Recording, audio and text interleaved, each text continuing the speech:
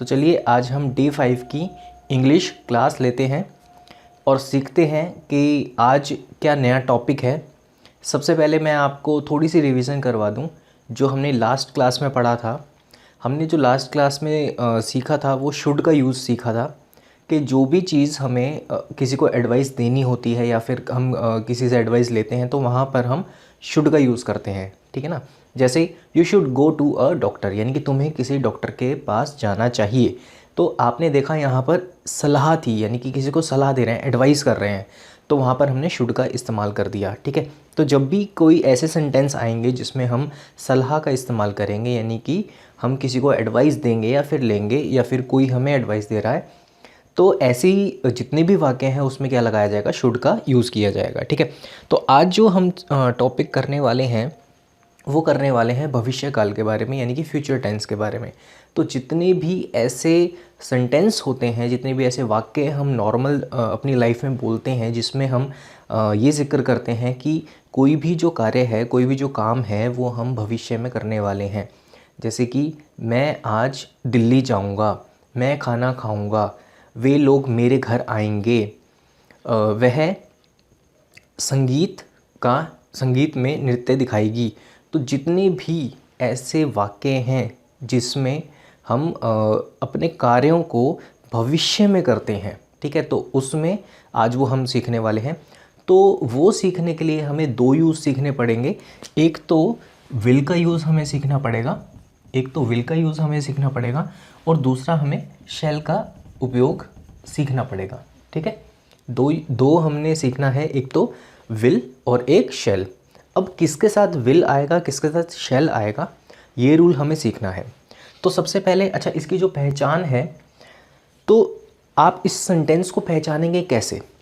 तो पहचान में क्या है इसकी जो आईडी है वो नोट कर लीजिए। इसकी आईडी में आता है गा, गे और गी।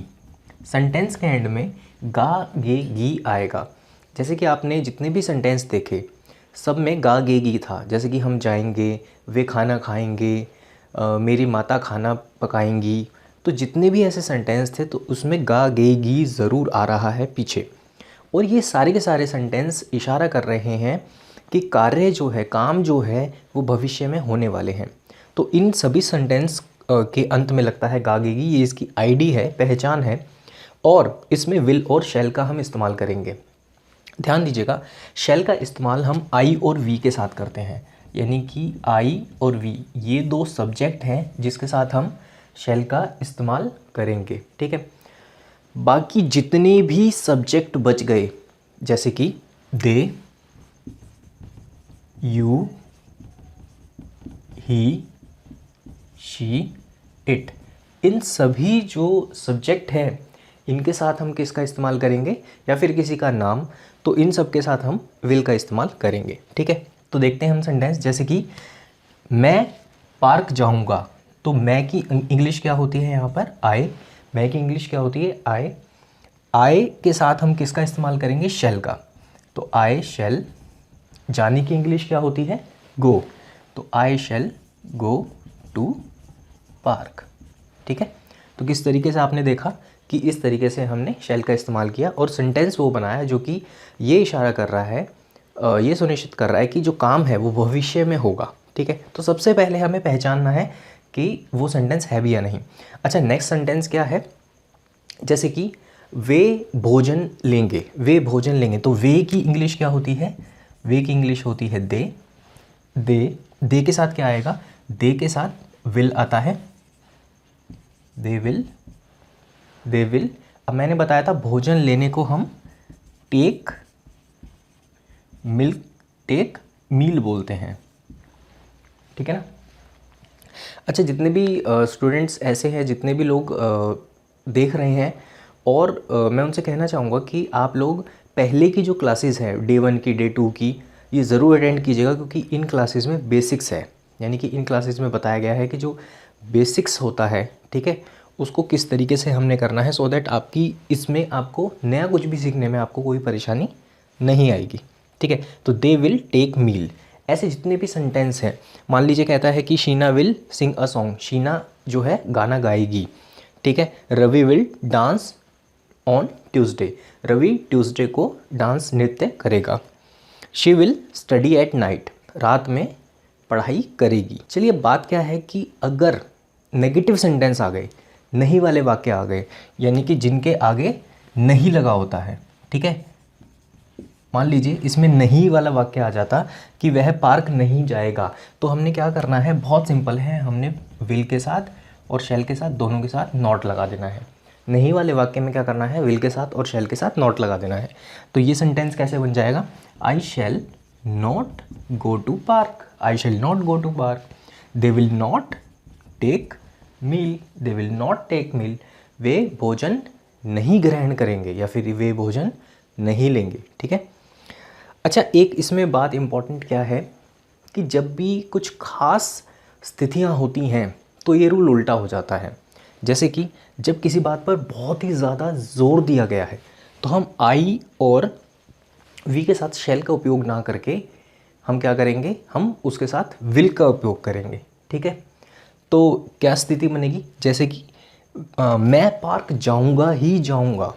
अब बहुत ज़ोर देकर ये बात कही गई है, तो ऐसी कंडीशन में हम क्या करेंगे, आई के साथ शैल का प्रयोग ना करके हम विल का प्रयोग करेंगे। तो इसमें क्या सेंटेंस बन जाएगा, I will go to park, ठीक है ना। तो ये सारे के सारे जो सेंटेंस हैं इसी तरीके से बनाए जाते हैं। एक और सेंटेंस देख लेते हैं, जैसे कि हम चाय नहीं लेंगे, हम चाय नहीं लेंगे। अच्छा, जितने भी भोजन ग्रहण करना होता है या कोई भी चीज़ हमने लेनी होती है तो मैंने बताया था वहाँ पर हम टेक का इस्तेमाल करते हैं, ठीक है ना। तो हम चाय नहीं लेंगे, वी, हम की इंग्लिश क्या होती है, वी के साथ क्या आता है, shall, we shall not take tea, ठीक है। तो टेक लगाया, ठीक है। अक्सर हम लोग बहुत अजीब लगता है, हम ड्रिंक लगा देते हैं, we shall not drink T.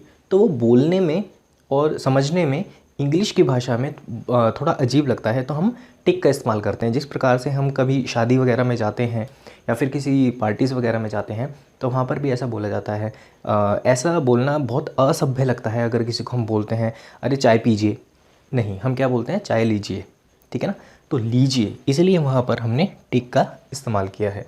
अच्छा, यदि ऐसा हो जाता कि ये जितने भी वाक्य हैं, जितने भी सेंटेंस हैं, ये प्रश्नवाचक बन जाते, यानी कि ये क्वेश्चन पूछते, इंटेरोगेटिव सेंटेंस हम जिन्हें बोलते हैं, तो उस केस में क्या है, उस केस में जो हमारी हेल्पिंग वर्ब होती है यानी कि विल और शैल जो है उसको उठा के हमें पहले लगा देना है और वाक्य के शुरू में लगाकर उससे स्टार्टिंग करनी है, ठीक है।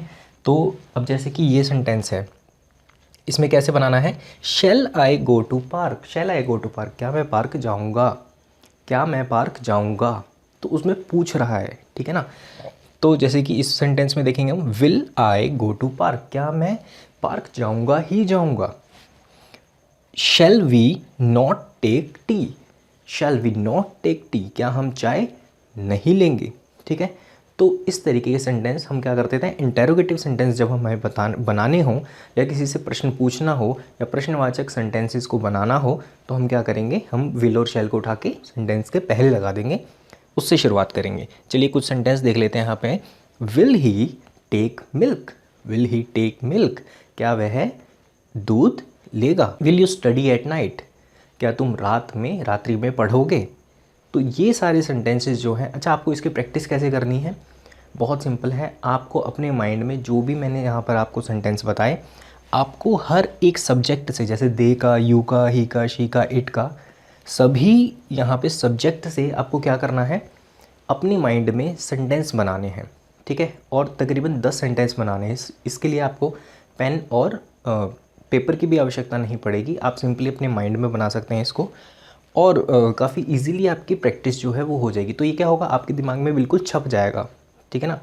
सो दैट आप जब भी इसका यूज़ करेंगे अपनी नॉर्मल लाइफ में तो आपके माइंड से वो अपने आप आएगा, ठीक है। तो आपको क्या करना है, आपको अपने माइंड में इसकी प्रैक्टिस कैसे करनी है, अपने माइंड में ही 10-10 सेंटेंस सोच लेने हैं अभी के अभी, ठीक है।